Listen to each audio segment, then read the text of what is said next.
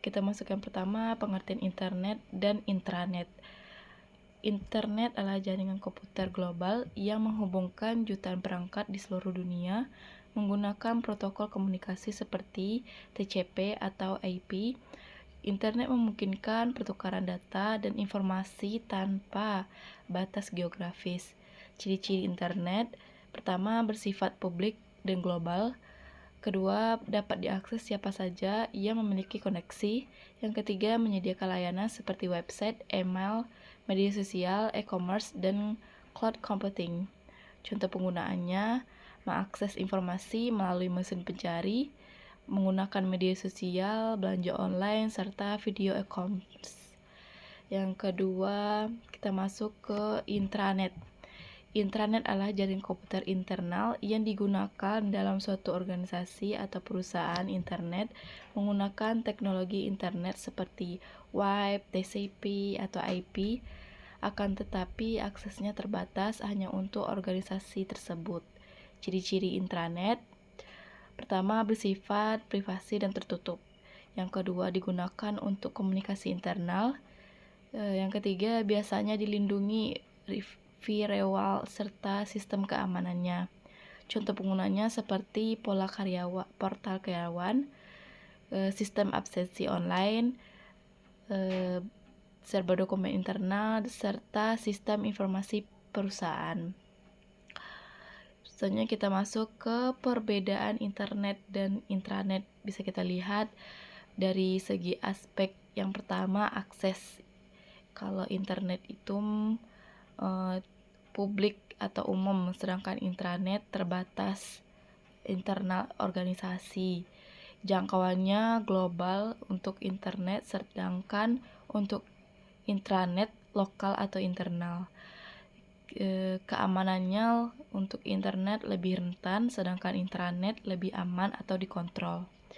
Penggunaan dari internet semua orang atau bisa diakses semua orang, sedangkan intranet hanya anggota organisasi.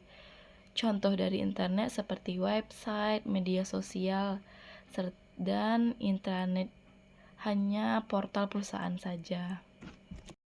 Selanjutnya kita masuk ke tantangan dan ancaman.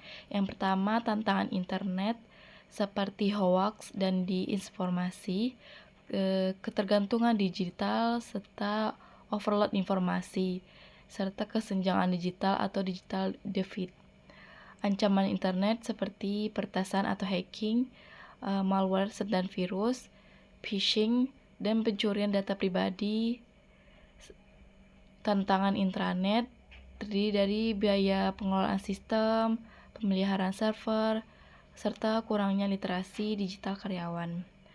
Sedangkan ancaman intranet seperti kebocoran data internal, penyalahgunaan akses oleh karyawan, serta serangan dari dalam atau inside threat. Selanjutnya, dalam penggunaan internet. Internet bisa sangat bermanfaat jika digunakan secara bijak. Beberapa hal produktif lain dalam hal pendidikan dan pembelajaran seperti mengikuti kursus online, akses jurnal dan e-book, serta webinar dan pelatihan. Di bidang bisnis dan kewirausahaan, kita lihat digital marketing, e-commerce, dan freelancing. Dari bidang pengembangan skill, bisa kita lihat seperti belajar coding, desain grafis, serta editing video. Di bidang investasi dan keuangan digital, seperti edukasi investasi, manajemen keuangan, serta transaksi perbankan online.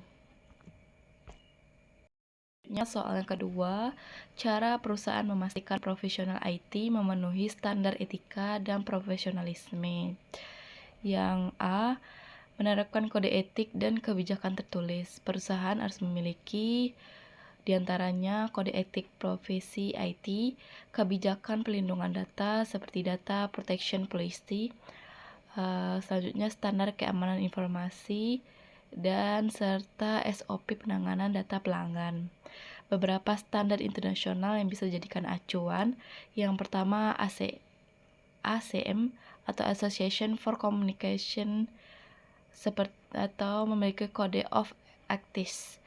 Yang kedua, IAE Kode Etik Profesional Teknologi. Yang ketiga, ISO atau Standar Keamanan Informasi 27001.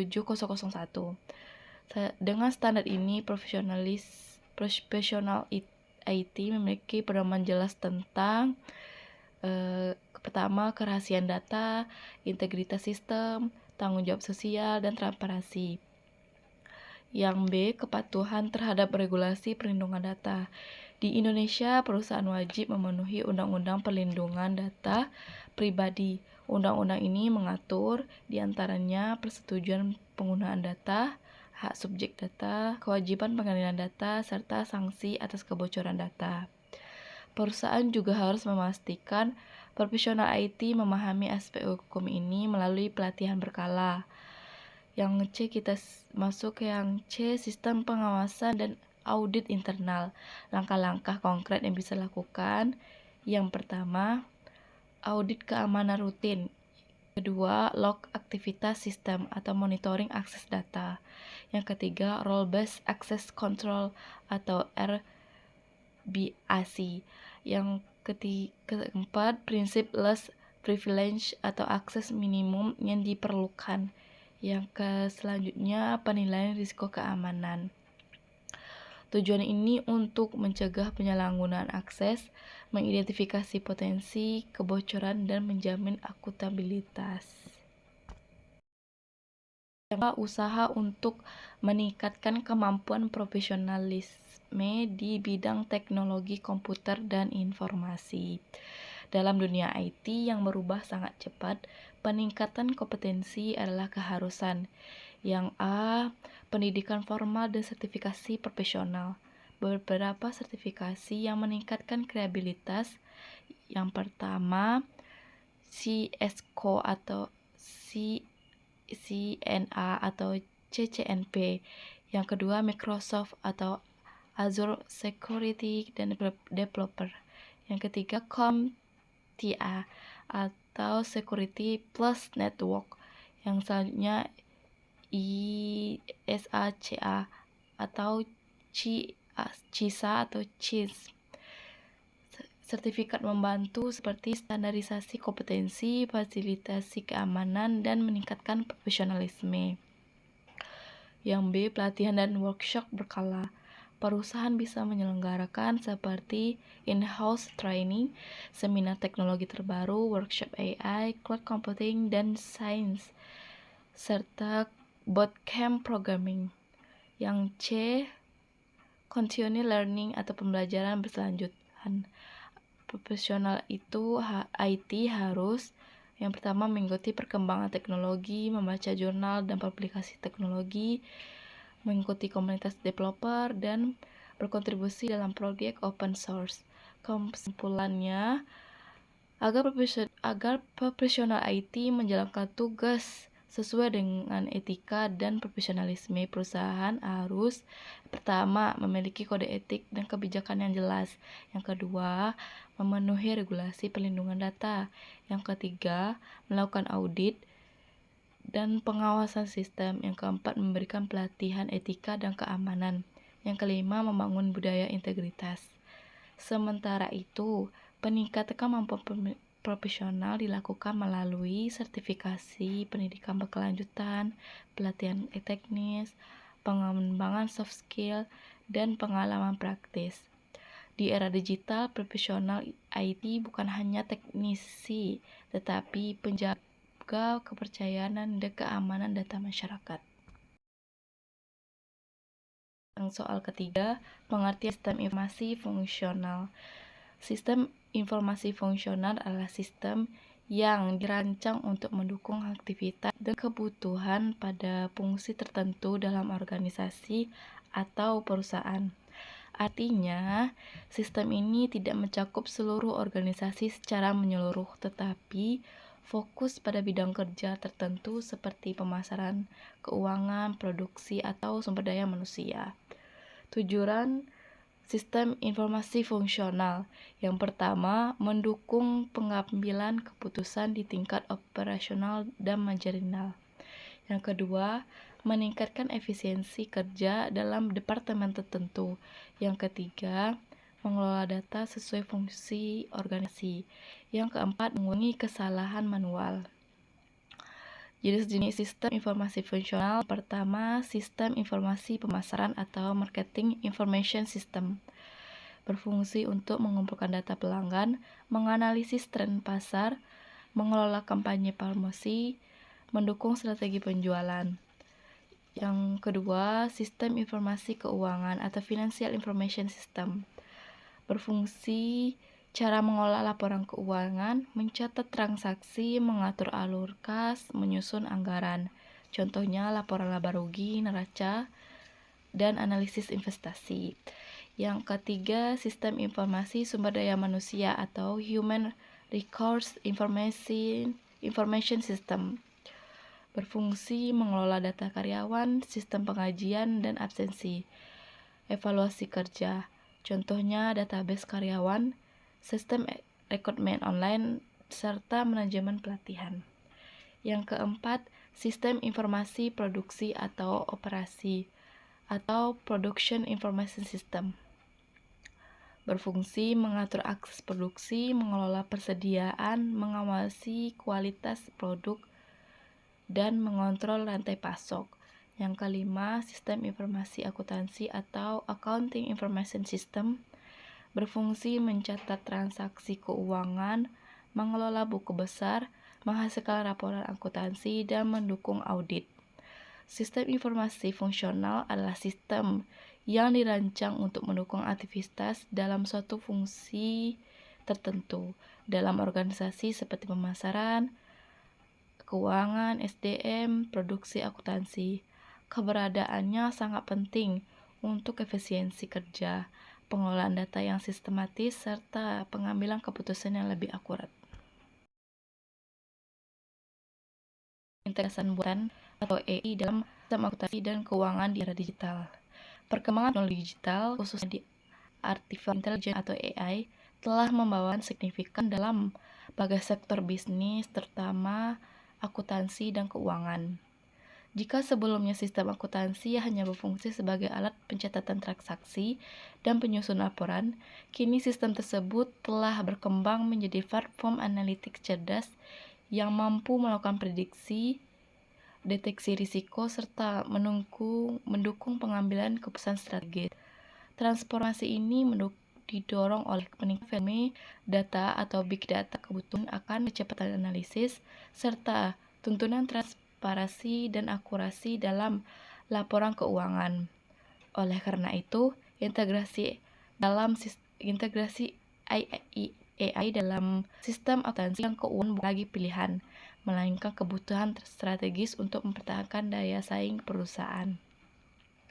Integrasi AI saat ini sudah masuk pada level yang pertama, otomatisasi proses atau automation.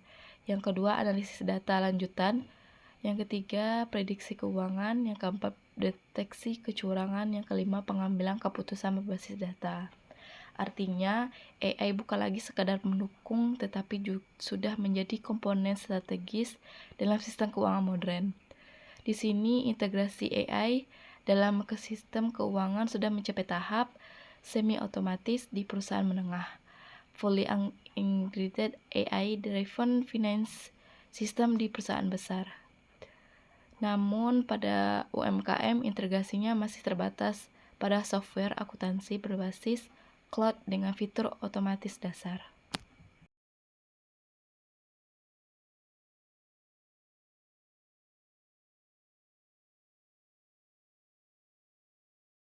Perbedaan konsep penjualan dan konsep pemasaran. Konsep penjualan berfokus pada bagaimana cara menjual produk sebanyak mungkin kepada konsumen. Fokus utamanya, yang pertama, produk sudah dibuat terlebih dahulu. Yang kedua, perusahaan berusaha meyakinkan konsumen untuk membeli. Yang ketiga, menggunakan promosi dan teknik persuasif agresif. Ciri-cirinya, orientasi pada volume penjualan. Yang kedua, target jangka pendek. Yang ketiga, kurang memperhatikan kebutuhan spesifik pelanggan. Yang keempat, sering menggunakan diskon besar atau promosi keras. Contoh yang bisa kita lihat, Sebuah perusahaan memproduksi minuman baru tanpa riset pasar yang mendalam, lalu menggunakan iklan besar-besaran dan promosi diskon untuk menghabiskan stok. Intinya, penjualan apa yang diproduksi. Selanjutnya, konsep pemasaran. Konsep pemasaran berfokus pada memahami kebutuhan dan keinginan konsumen terlebih dahulu, lalu menciptakan produk yang sesuai dengan kebutuhan tersebut. Fokus utamanya yang pertama kepuasan pelanggan, dua hubungan jangka panjang, ketiga nilai atau value bagi konsumen. Ciri-cirinya pertama basis riset pasar, yang kedua customer oriented, yang ketiga strategi jangka panjang, yang keempat membangun loyalitas pelanggan. Contohnya, perusahaan melakukan survei bahwa konsumen ingin minuman rendah gula, lalu perusahaan mengembangkan produk tersebut. Intinya, produk apa yang bisa dijual. Selanjutnya, on digital marketing. Online marketing adalah kegiatan pemasaran yang dilakukan melalui media digital dan internet. Media yang digunakan seperti website, media sosial, email marketing, marketplace, dan iklan digital. Karakteristiknya yang pertama jangkauan global, interaktif, biar lebih personal, dapat diukur secara real time. Ilustrasinya sebuah brand pakaian membuat iklan di Instagram, TikTok, menggunakan influencer untuk promosi dan jual produk melalui marketplace.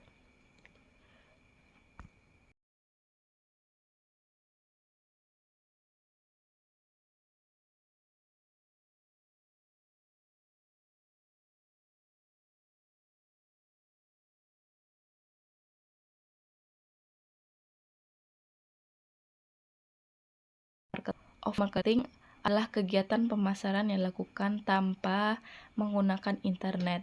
Media yang digunakan seperti browser, baliho, iklan TV di radio, event, pameran, dan penjualan langsung. Serisnya lebih profesional secara langsung, jangkauan lokal atau regional, sulit mengukur efektivitas retail, yang lebih besar. Ilustrasi sebuah perusahaan membuka stand pameran, membagi brosur, dan memasang baliho dilarang untuk menarik